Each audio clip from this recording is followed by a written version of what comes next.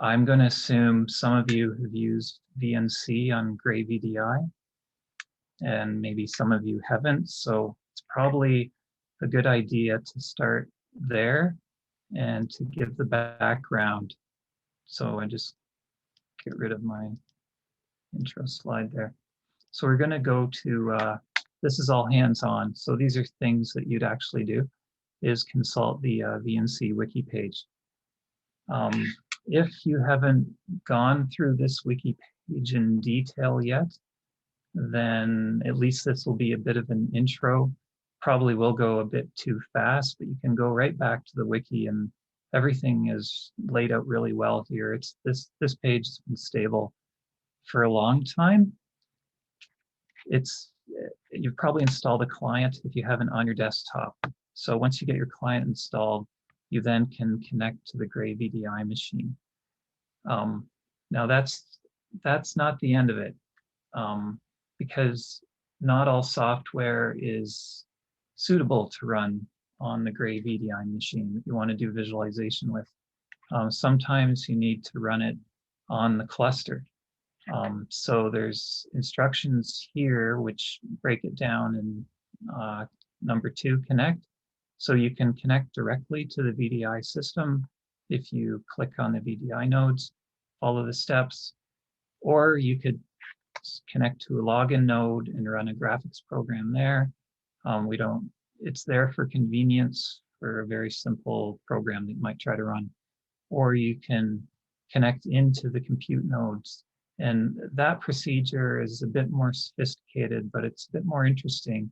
And it's actually really analogous to what we're going to see happens, conceptually speaking, when you're trying to use ParaView on the cluster. So I think it's best just to start here with VNC and just remind ourselves. So I'm going to click on, I'll just go to VDI nodes first. So this section just tells you to log directly into the Gray VDI machine and run your program that's available as a module, or it could be something that you're going to install. And if we scroll down to the compute node section, this shows how to launch your session on a compute node, and then you start a VNC server that they call it, which you can then connect to from your desktop machine. And you have to use tunneling to do that. And the reason we use VNC is because it's really efficient, much better than connecting over an X server. There's a lot less chatter back to your desktop, a lot less bandwidth, and it's far more responsive. And that's really regardless if you're using a GPU on the server side or not.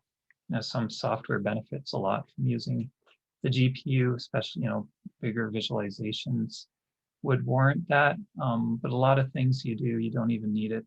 And VNC will give you a very nice speed up over connecting over SSH, which is most simplistic way to do it. So involved in connecting from your desktop is creating a tunnel. And these are the steps here. Then connecting to the server from your client on your desktop. So that's sort of the overview of VNC. All of that is readily available to you to download for your type of laptop, Mac, Windows, or Linux. And you just install the client, and connect to the server. So we're going to now take a jump to ParaView and sort of think about doing something like that, very similar.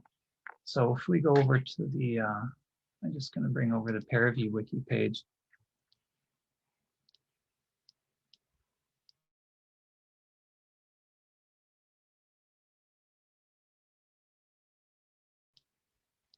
And put that up, and we'll just assume there's a lot of similarities between what we just talked about.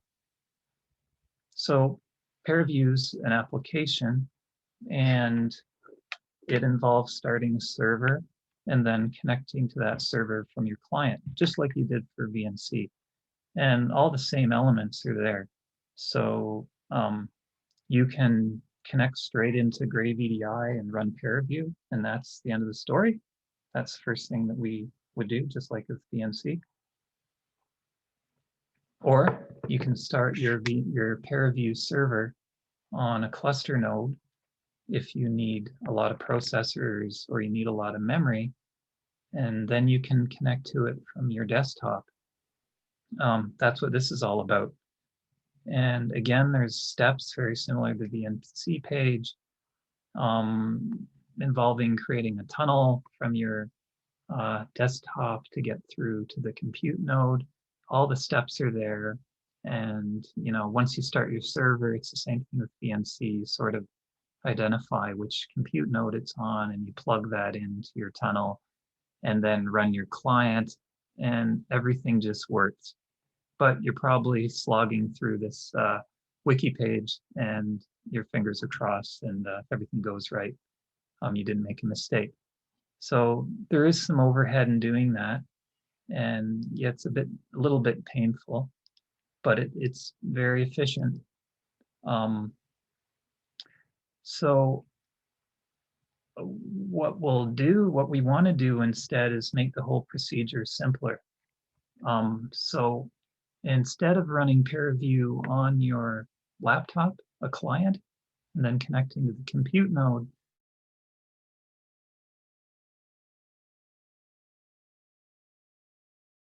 we're going to imagine that we can, let me just say, if you're going to run the laptop, you have to install that peer review client, and then you have to satisfy some condition that it's the same version that's running on the cluster. So they have to match, or else it won't work properly. The work there is maintaining a client on your desktop. So we don't want to do that. We'd like just to keep all the software on Compute Canada systems and as little as possible on your desktop.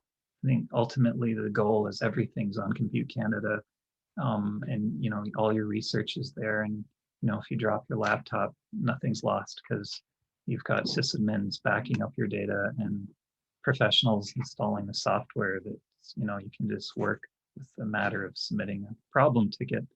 So that's the space that we want to be in to be really productive and not sort of administering our laptop too much, or as little as possible. At least that's my view. Anyways, not everybody shares that view.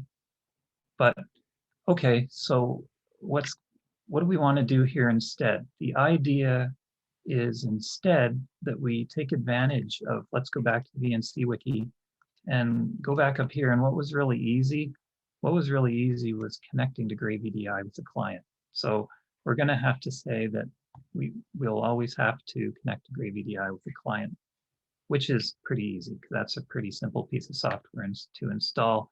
It doesn't have all these version dependencies and things, although you should keep it up to date for security purposes and whatnot. So it's really easy for you to get installed onto get connected into Gray VDI this way. And really, and once you're on Gray VDI, you then want to do a version of what's on this wiki. Is if you can just run peer review on Gray VDI, and that'll be sufficient to use it with 8 cores or whatever performance that the GPU on it is able to provide for your simulation. But if you're needing like over, say, 16 cores, I don't know, a terabyte of memory or something like this, you really need some high performance out of the visualization for some reason, then it's not going to be sufficient just to run peer review on Gray VDI. So what we can do is we can run a client of peer review on Gray VDI, and then start a server on the cluster, just sort of what we did with VNC and with peer review if you're using it from home.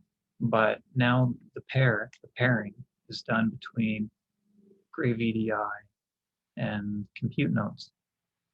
So that means that you don't, in theory, have to install the software on Gray VDI or on the cluster. But there can be times when you want to do that. For instance, there's some new feature in a new version that you want to test out. So you might want to install it into your home account and just run it, and then without requesting it be officially put in the system, which if it's a release candidate or something like that, we usually don't put those on because they can change, quite frequently in days as they fix bugs, and they're really not that stable. So there's incentive. We would incentivize you to install it yourself into your own account. So there's now two things here. This new one is using Gray VDI as your client, the cluster as the server, and then installing the software yourself. So as I said way back at the beginning, Pairview has just come out with a new version, which you could, I'll just paste it here, get another tab going.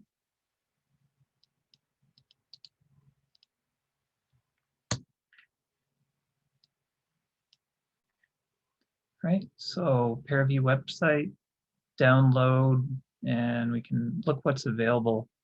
So you got Mac, Linux, Windows, so you can install this right on your desktop and run it if you want and do lightweight things and get a lot of practice using it. Let's go to Linux. The Linux versions, it's just got everything built, ready to go for you. So there we go, May 17th, version 5.9.1 came out.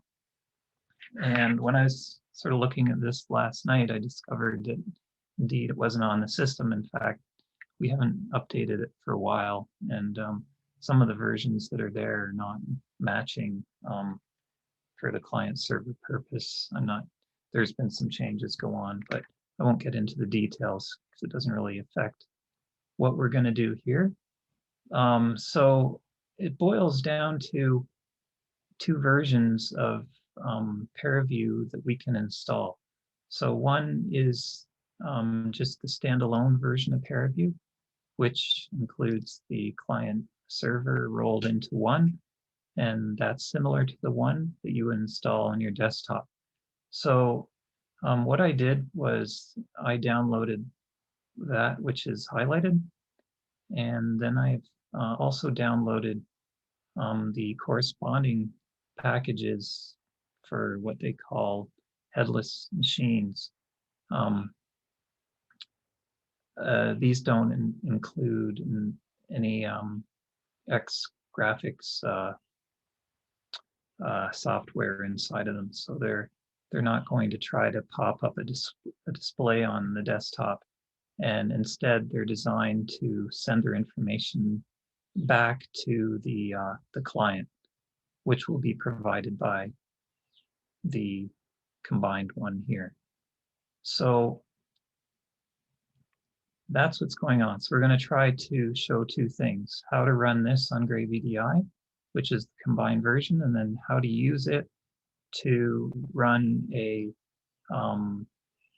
client server session on Graham. And we'll use two versions. It's going to be further broken down into a mesa version, which is using software. It's not going to use any of the hardware on the compute nodes, except for the processors, CPUs, whereas the EGL version, which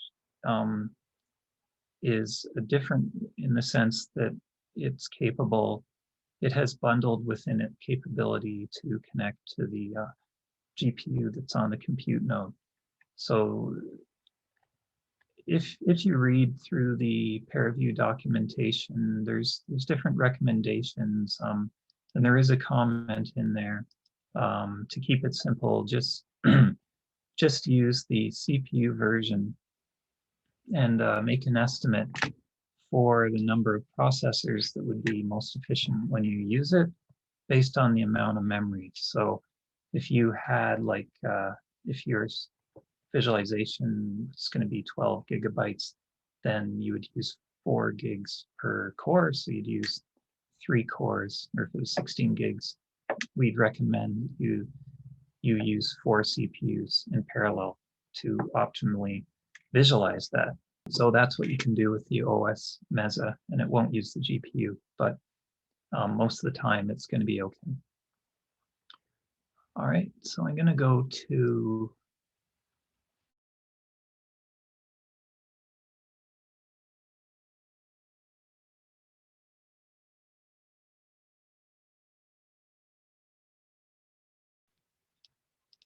over to my desktop.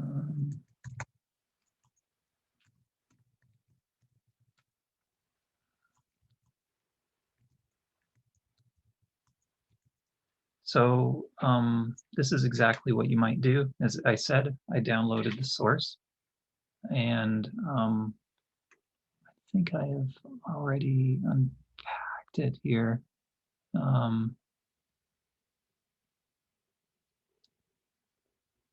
It's this one. In fact, I did more than unpacked it. I actually set up a module for it on Gray VDI. So we don't have to go through the steps of customizing with setter paths. This is already done, it's in place, but we can still do that for the OS Mesa one. I'll go through that. So as a first step, let's just show how to log into Gray VDI and then start up ParaView using a module that already exists which is this one. It's the combined one, very similar to what you install on your desktop. So how easy can this go? All right, so I'm already connected here. That's not ideal to demonstrate. Sorry, I gotta get out of this. I gotta log out.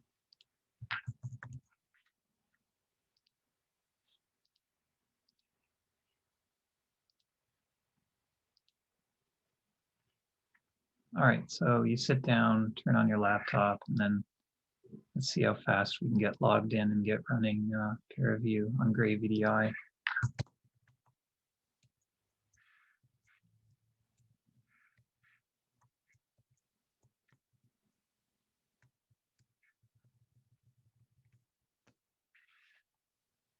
This has two environments. There's a SharkNet environment on it, which is where this ParaView is actually installed. So I'm not going to load the CCM one. I'm just going to load the SharkNet M1. And then let's see what we got here. Okay, so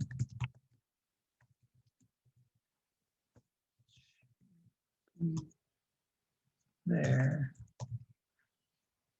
Then see if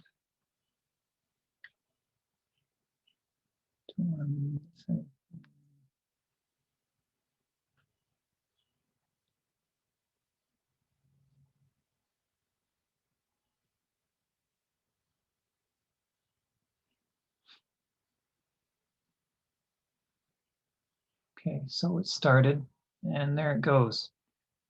So that took, apart from my hesitation, probably about a minute to get going there. And you can see that when it started, it connected to it identified the two GPUs that are on Gray VDI, and it's using at least one of them. And we can check that by, well, we can draw something here. So I'm going to draw something like this.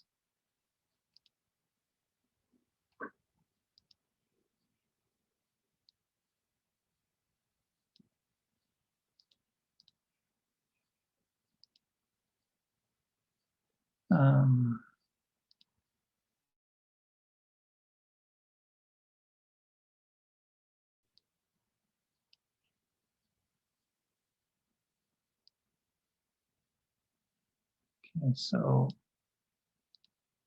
funnily enough, it seems a little sluggish.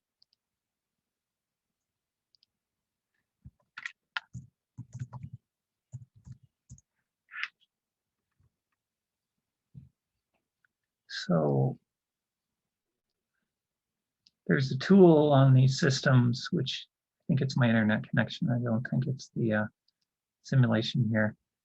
So the NVIDIA SMI command, we're going to use that a fair bit to see what's using the GPUs.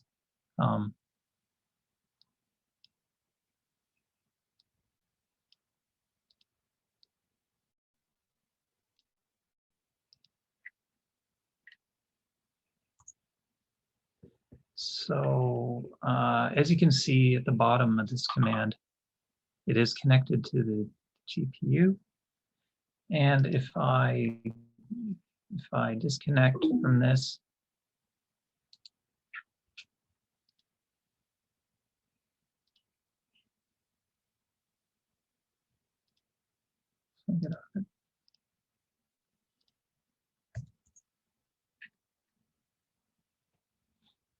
okay, so we've lost the pair view, at least one job that was using one of the GPUs is no longer there in this lower part. So that shows you how to run pair view on Gray VDI. Now it starts to get a little bit more interesting. So to run pair view on the cluster, we're going to need to log in to the cluster through a command called salloc, and I'll show you that right now.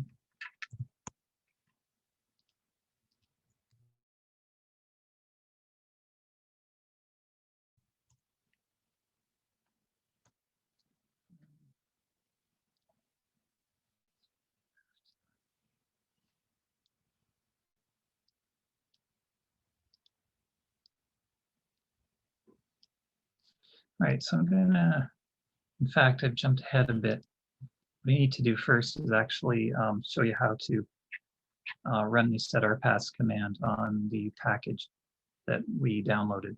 So I'm going to go back to this directory here, and I'm just going to actually get rid of things that I had.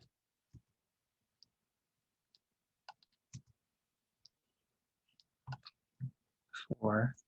So what I'm going to do is unpack the source and then show you that it's actually not using the Gen 2 stack, which is default on the clusters, which will cause problems. So then we need to run the setrpass to convert the package and check that it's converted.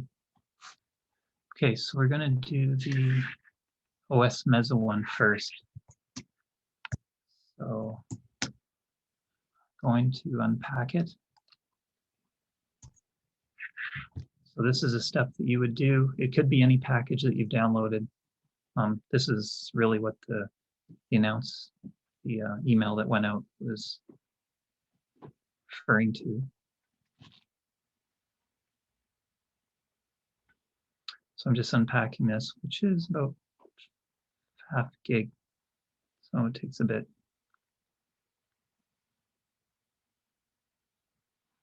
And I'm unpacking it without the permission switch so that it inherits permissions that are set in this directory, and it doesn't cause me some pain with my quota later.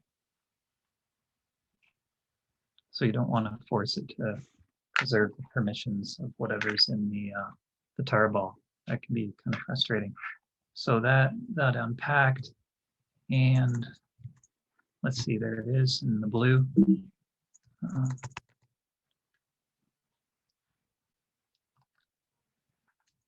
So this gives you 3 directories, and then you go into your bin directory, and then just to show that, 1 second, it's still, there it goes.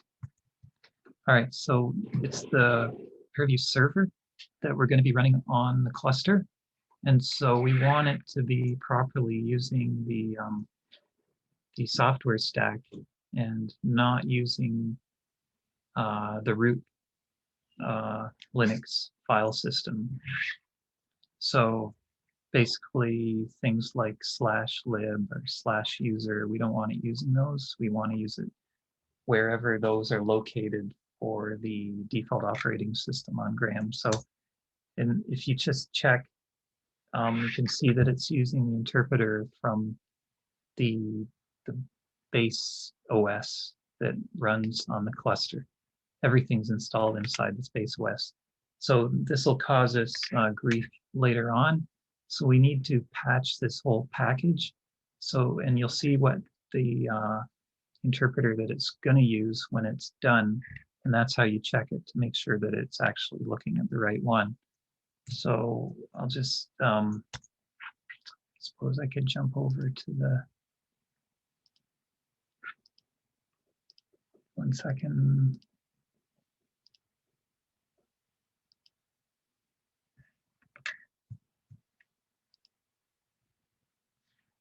Yeah, I can paste you this link. Which again is one of the Compute Canada docs. And I think I even put this in the email that went out, which nicely explains it and why you need to pay attention to this. So if I go back here, this is where it's installed, right? That's where it unpacked it into there. So what setRPass want is, I'm just gonna give it my full directory. So here we go. We're going to run this script on this whole thing, and it's going to auto-magically do what needs to be done. I'm just not going to bother to go into the details of that script. You can look into the script yourself. You just do which, and it'll find it, and you can open it, and or less or more, or whatever you want to do, and look through the couple hundred lines that it consists of. And you can see what it's checking for, and it'll make a change. It'll run patch shelf, things like that. And it does take a couple minutes because it's got to check every single file and then, if necessary, make a change to the file. It's not that long that we can't just sort of wait. So I'll just sort of start while it's doing that. I'll just sort of explain what's going to happen once it's working. So this is what's they call the, as you saw over here in the download area, called the Purview server for headless machines. So it's going to perform some components of the rendering, and talk back to the client Purview. So, and use the underlying Mesa library 6 calls. Okay, so it's done. And let's go back into that directory, that bin directory again, and see what happened to the file. So now we can see that the interpreter changed to the Gentoo interpreter, and that's critical because this will ensure, along with all the other files that were fixed, that everything is used under this Gentoo stacked version, this variant version of Linux, to run the Purview server. So we shouldn't have any problems with it now. So now what I need to do is I'm going to run a serial Mesa session on the compute node and connect that back to Gray VDI. This is instead of connecting it back to your laptop over a tunnel. So it's going to be easier. And so the first step we need to do is to open up, run the salloc command which lets you, so connect to one of the compute nodes. So here we go, we got one task on one node, 4 gigs. These steps will find their way into the peer review document, so you'll be able to reference it there. It's not there yet because it was just really sorted out in the last few days. That's maybe being a bit generous. And there's still a few issues to finalize before it can go into that wiki document. So this is really a first look at something kind of new.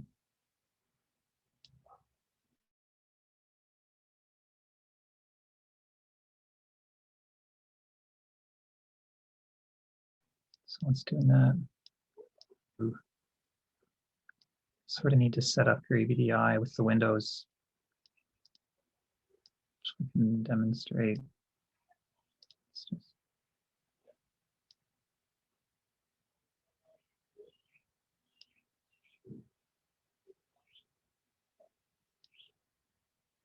So we already set up this one window so that we can start peer review on Gray VDI.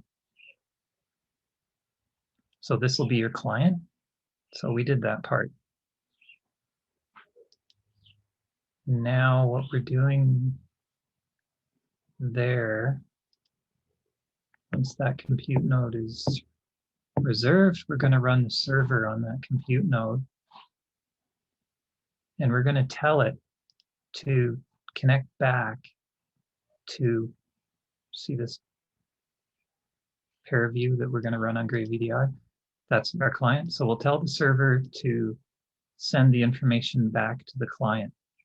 So it's really great. Everything's on Compute Canada when this happens. So this is sort of a revolution. Peer view is not the only package that has this capability. There's a lot of the bigger, I don't know, the CAD packages, things with back-end compute. It's the same sort of concept.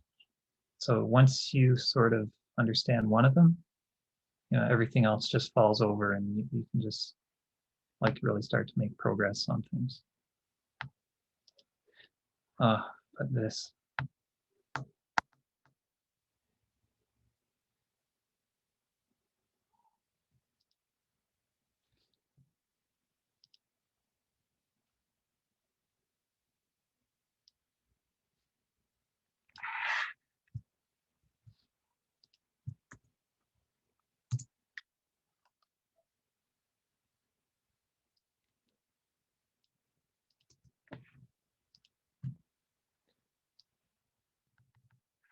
We have to wait to find out which Graham node we get. Okay, so once that's done, what I'm going to do is run this command, which will SSH from Gray VDI into the compute node, and it will run the, over here, PV server command with a bunch of arguments after it. I'm on Gray VDI 3, so what it's telling the server to do is to connect back to Gray VDI 3. So you got to watch out. We have two. When you log into Gray VDI, there's Gray VDI 3 and Gray VDI 4. They round robin, so you might get one time, you might get one the other time. That's not a big deal because really you shouldn't leave stuff running and then log out. But if somehow you managed to background a job and you came back in, you might end up on the other node and think it's gone and suddenly realize, oh yeah, now I'm on the different node. So it's going to tell it to connect back to Gray VDI over one of the ports in reverse, which is, long story short, it involves, it's a bit of a fancy setup to deal with the security aspects, getting through the firewall to this between these two machines. So we can't go into it. We have to, there's a level of trust between Gray VDI and the cluster, and that level of trust is only back from Gray VDI and back from the compute cluster into Gray VDI. That's why it's like this. That's why we're doing the reverse connection, which you see there. But don't worry, it'll all be on the wiki page, and it'll just be a few steps. That's the whole point, because it's so much simpler than starting up tunnels from your desktop.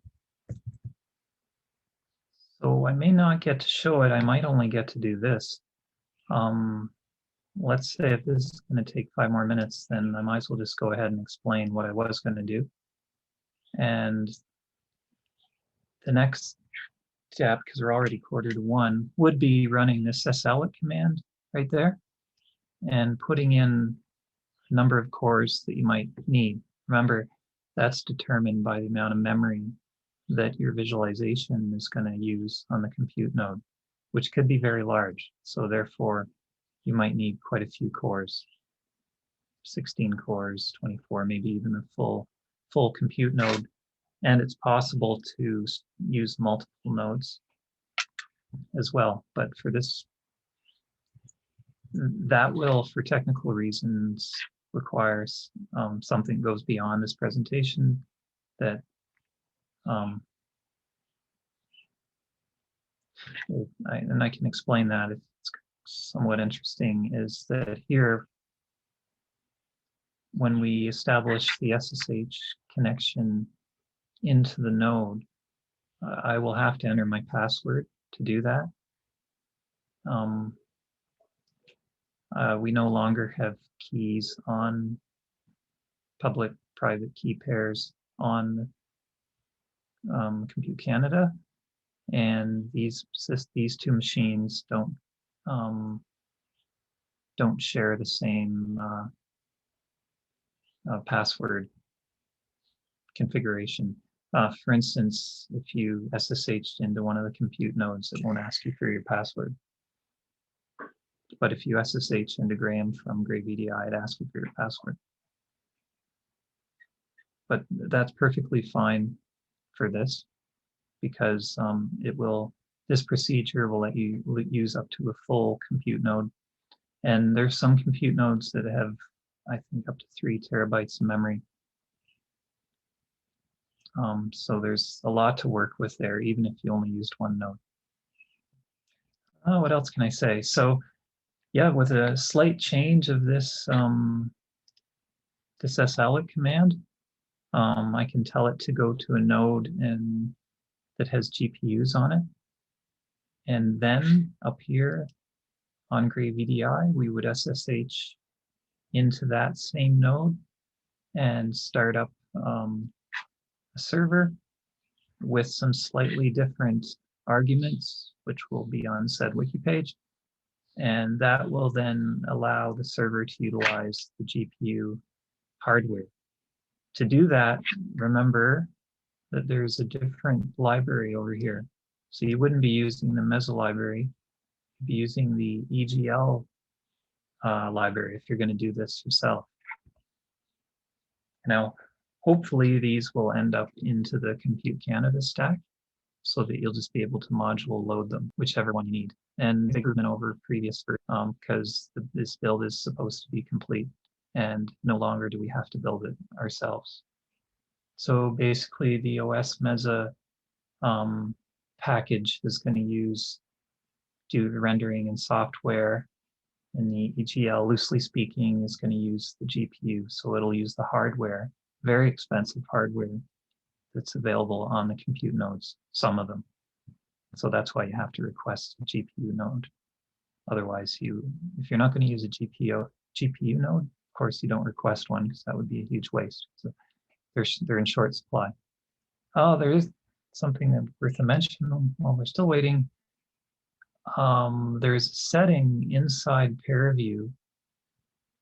So I can just start ParaView Machine, which lets you select the memory size of the simulation that gets handled by the Mesa or the EGL library that's on the compute node versus the work that gets sent back to the client here, which can be done. And that decision is based on the amount of memory, and it's found in under Edit Settings box.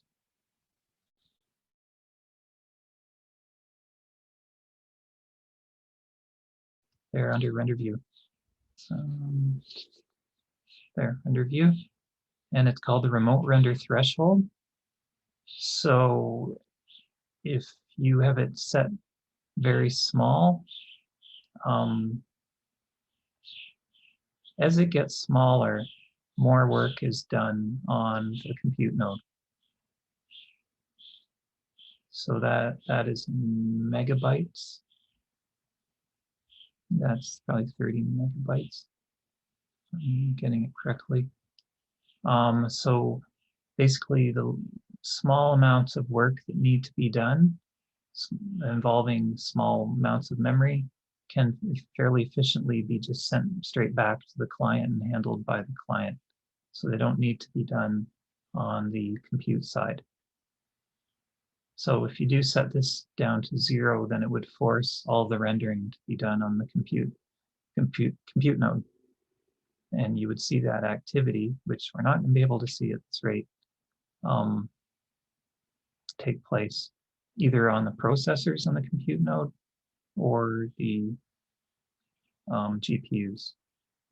So basically, it's not in your best interest. It's not highly efficient to be transforming small amount of work into a highly parallelized workflow on the compute node if it can be sent back to the client and handled there directly. So it's like an optimization sort of thing, but it seems to have its own default setting that it keeps wanting to go to. So presumably that's probably optimal, but just to be aware of it. Well, maybe I can get this thing going. We still got 5 minutes or 2 minutes. So let's see.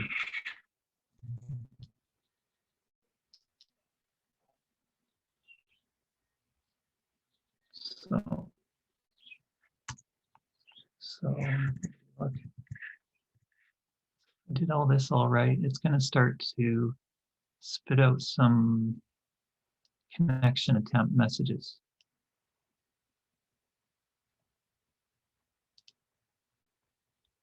Yeah, there it goes. Okay, so it's given me 56 seconds to get the PairView client organized.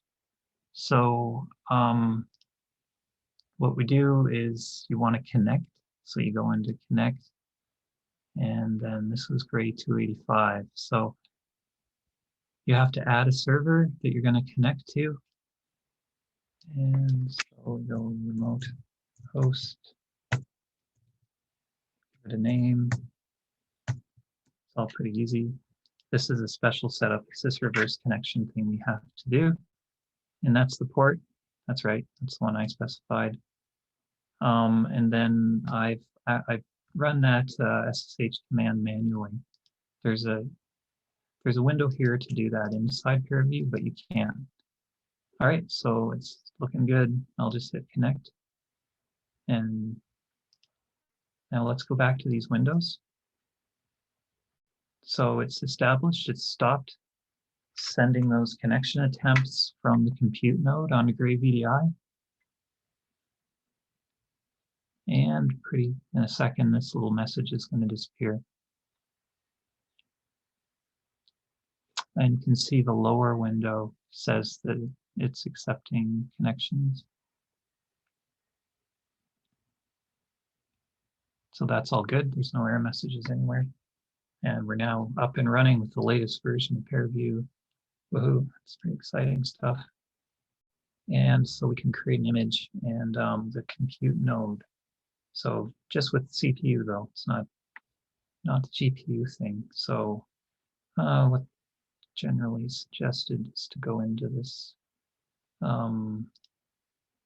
create this wavelet image, give it some colors, which I did before. I already did that exact step when we did the pair view running solely on Gray VDI standalone mode. So there. So we're running that on compute node with the client on Gray VDI, and therefore not on your desktop over tunnel and all that jazz. So life's easy, and all the files are on Compute Canada. So there you go. It works.